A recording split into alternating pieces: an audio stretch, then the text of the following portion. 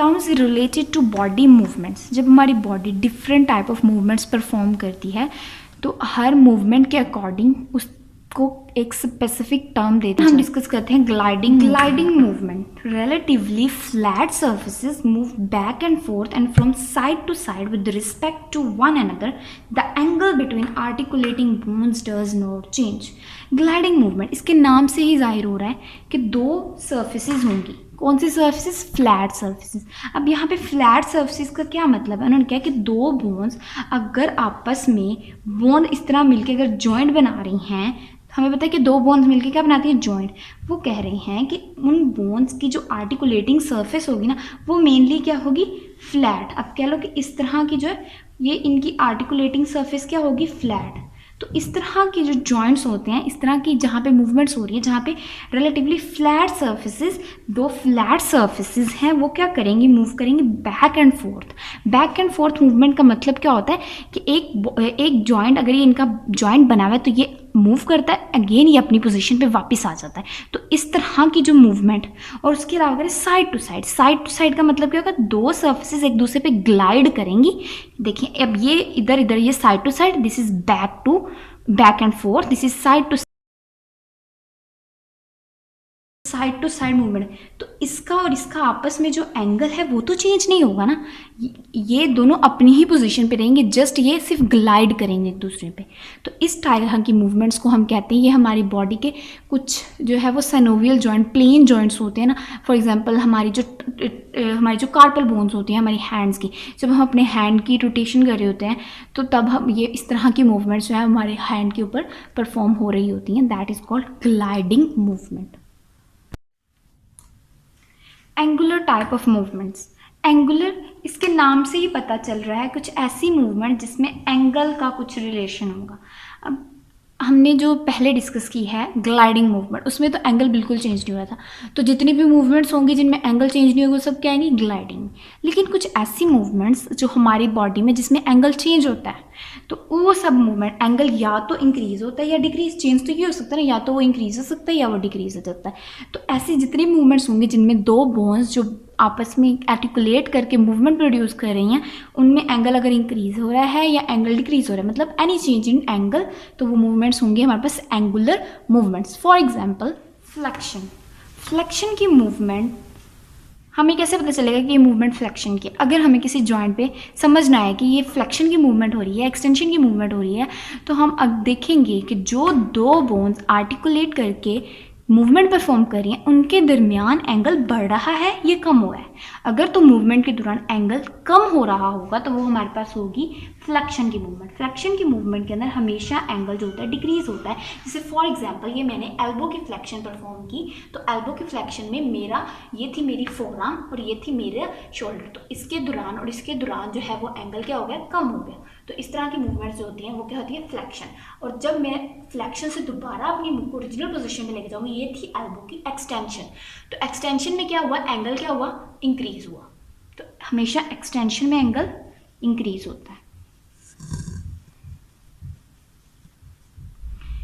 When angle decreases, that movement is flexion. When angle increases, that movement is extension.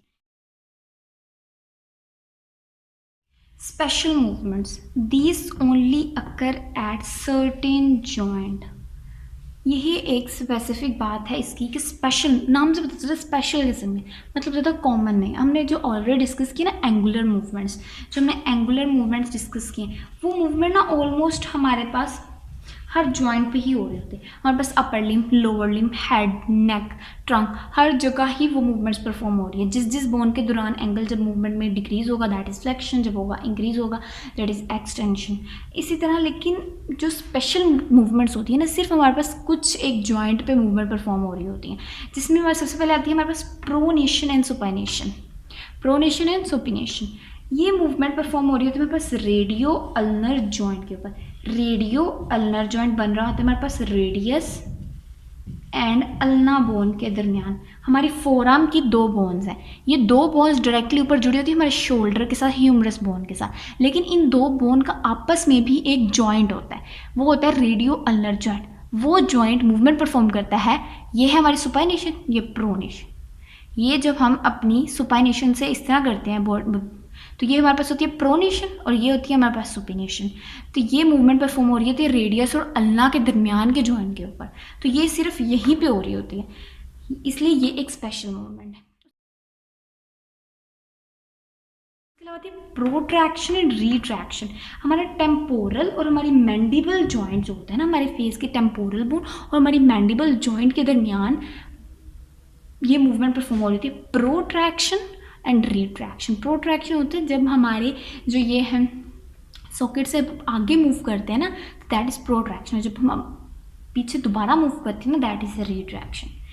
ये हमारे पास scapula पे भी कुछ मूवमेंट ये वाली हो रही होती है प्रोट्रैक्शन की और रिट्रैक्शन की, लेकिन ये स्पेशली ज़्यादातर जो है ना वो टेम्पोरोमैंडिबुलर जॉइंट पे ही हो रही होती है परफॉर्म।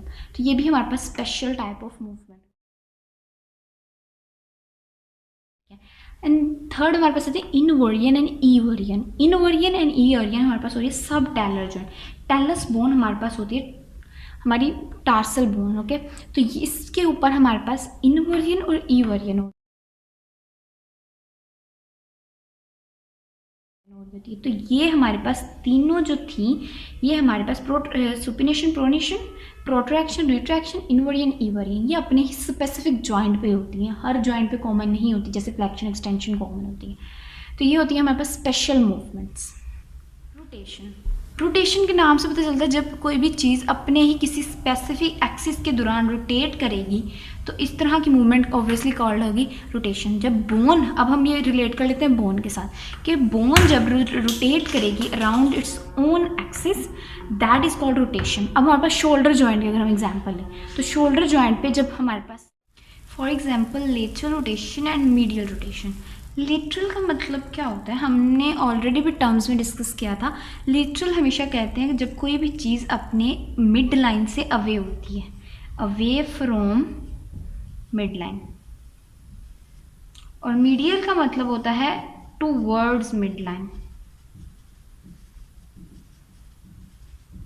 फॉर एग्जाम्पल ये हमारे पास अगर एक ह्यूमन बॉडी है तो ये इसकी मिड लाइन है, तो जितनी चीज़ें इसके मिड लाइन की तरफ होंगी दैट इज़ इट्स मीडियल, और जितने ही वो दूर होंगे वो सब लैटरल होंगी, ठीक है। अब लेटरल रोटेशन, रोटेशन क्या है, एक बॉडी की मूवमेंट है, मूवमेंट हो रही थी बोन पे। तो हम यहाँ बात करेंगे बोन की। जब एक बोन अपने ही एक्सिस के दौरान रोटेट करती है तो उसकी जो एंटीरियर साइड होती है, एंटीरियर साइड कहते हैं हमेशा फ्रंट एस्पेक्ट को। जब एक बोन की एंटीरियर सरफेस मूवमेंट के दौरान, यानी कि अगर फॉर एग्जाम्पल मैंने इस तरह मूवमेंट परफॉर्म की तो ये एंटीरियर साइड अगर तो बॉडी की तरफ हुई मतलब ये क्या हुई, मीडियल रोटेशन। अगर अवे हुई एंटीरियर साइड, अब ये दूर गई ना मीडियल से, अगर फॉर एग्जाम्पल यहाँ पे मीडियल लाइन है तो ये इसकी क्या हुई, मीडियल रोटेशन। इस तरह ये क्या हुई, लेटरल रोटेशन। तो इसी तरह एंटीरियर सरफेस जब बोन की अवे होगी मिड लाइन से, that is it's lateral rotation of that bone. जिस मूवमेंट बोन पे भी ये मूवमेंट परफॉर्म होगी।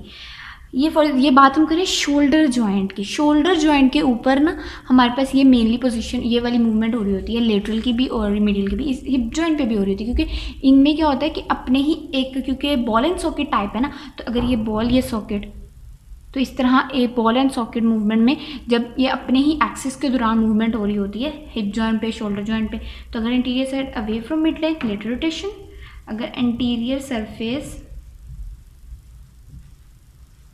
Towards mid line